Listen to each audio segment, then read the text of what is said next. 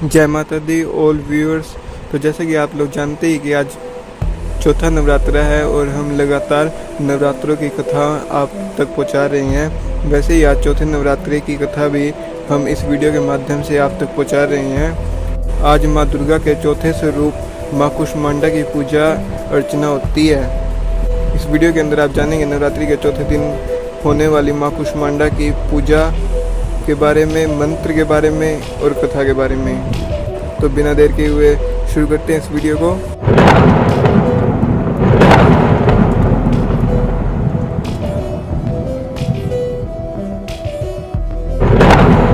तो सबसे पहले ये जान लेते हैं कि इस देवी का नाम कुष्मांडा क्यों पड़ा। कुष्मांडा का अर्थ होता है कुम्हड़ा। माँ दुर्गा असुरों के अत्याचार से संसार को मुक्त करने के लिए कुष्मांडा अवतार में प्रकट हुई। पौराणिक मान्यताओं के अनुसार इन्हीं ने पूरे ब्रह्मांड की रचना की है। ऐसी मान्यता है कि पूजा के दौरान उनके कुम्हड़े की बलि दी जाए तो वे प्रसन्न होती है। ब्रह्मांड और कुम्हड़े में उनका जुड़ाव होने के कारण वे कुष्मांडा के नाम से विख्यात है। माँ कुष्मांडा का रूप। चेहरे पर हल्की मुस्कान लिए माँ कुष्मांडा की 8 भुजाएं हैं। इनके 7 हाथों में क्रमशः कमंडल, धनुष, बाण, कमल पुष्प, कलश, चक्र और गदा है और 8वें हाथ में सभी सिद्धियों और निधियों को देने वाली जपमाला है। देवी के हाथ में जो अमृत कलश है उससे वह अपने भक्तों को दीर्घायु और उत्तम स्वास्थ्य का वरदान देती है। माँ कुष्मांडा सिंह की सवारी करती है जो धर्म का प्रतीक है। माँ कुष्मांडा की पूजा विधि। नवरात्रि के चौथे दिन सुबह सवेरे उठकर स्नान कर हरे रंग के वस्त्र धारण करें। माँ की मूर्ति के सामने घी का दीपक जलाएं। अब देवी को हरी इलायची, सौंफ और कुम्हड़े का भोग लगाएं। ओम कुष्मांडा देवय नमः मंत्र का 108 बार जाप करें।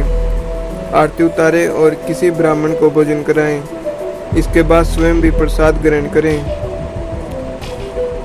माँ कुष्मांडा का मंत्र। या देवी सर्वभूतेषु माँ कुष्मांडा रूपेण संस्थिता नमस्तस्यै नमस्तस्यै नमस्तस्यै नमो नमः।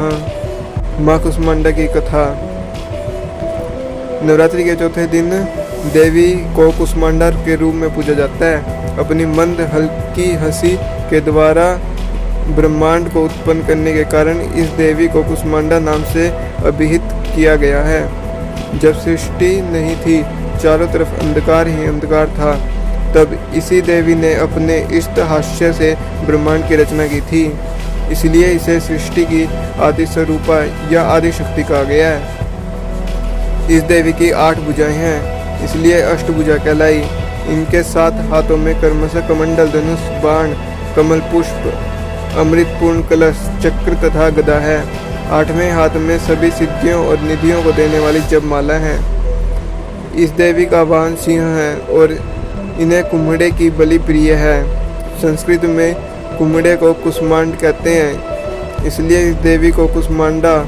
इस देवी का वास सूर्य मंडल के भीतर लोक में है।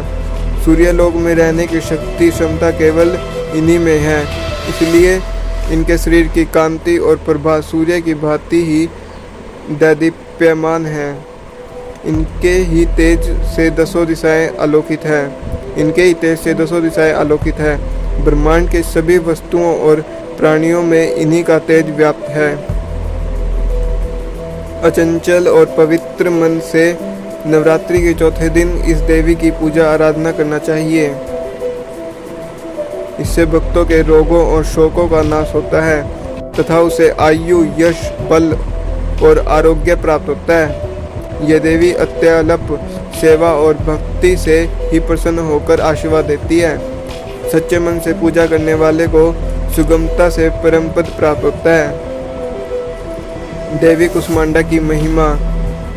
देवी भागवत पुराण के अनुसार नवरात्रि के चौथे दिन देवी के चौथे स्वरूप माता कुष्मांडा की पूजा करनी चाहिए। माता का यह स्वरूप देवी पार्वती के विवाह के बाद से लेकर संतान कुमार कार्तिकेय की प्राप्ति के बीच का है।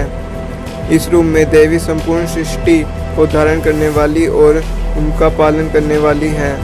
संतान की इच्छा रखने वाले लोगों को देवी के इस स्वरूप की पूजा आराधना करनी चाहिए।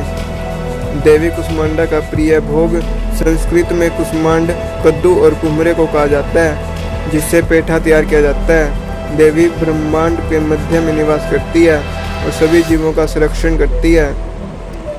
इनको कुम्हरे की बलि सबसे प्रिय है। कुम्हरे से बना पेठा भी देवी का पसंदीदा है, इसलिए इन्हें प्रसाद स्वरूप पेठे का भोग लगाना चाहिए। देवी कुष्मांडा की पूजा से मिलता है यह वरदान। देवी कुष्मांडा की आराधना करने से आराधकों के सभी रोग शोकों का नाश हो जाता है।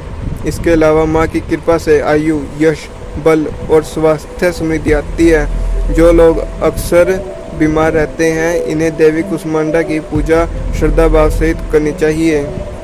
या देवी सर्वभूतेषु माँ कुष्मांडा रूपेण संस्थिता नमस्तस्यै नमस्तस्यै नमस्तस्यै नमो नमः। आज की वीडियो में बस इतना ही। यदि वीडियो अच्छी लगी तो लाइक करें, चैनल पर नए हैं तो चैनल को सब्सक्राइब करें, अपने दोस्तों फैमिली मेम्बर्स के पास वीडियो को शेयर करें। और यदि आप आगे की आने वाली वीडियो को देखना चाहते हैं तो चैनल को सब्सक्राइब कर बेल आइकन कॉल पर सिलेक्ट कर दें। और पिछली वीडियो को देखने के लिए चैनल पेज पर जाएं, वहाँ आपको सभी वीडियो मिल जाएगी, जिसमें हमने भगवान शिव की पुरानी कथाओं को बारे में भी बताया हुआ है, जिससे आप नॉलेज प्राप्त कर सकते हैं। धन्यवाद।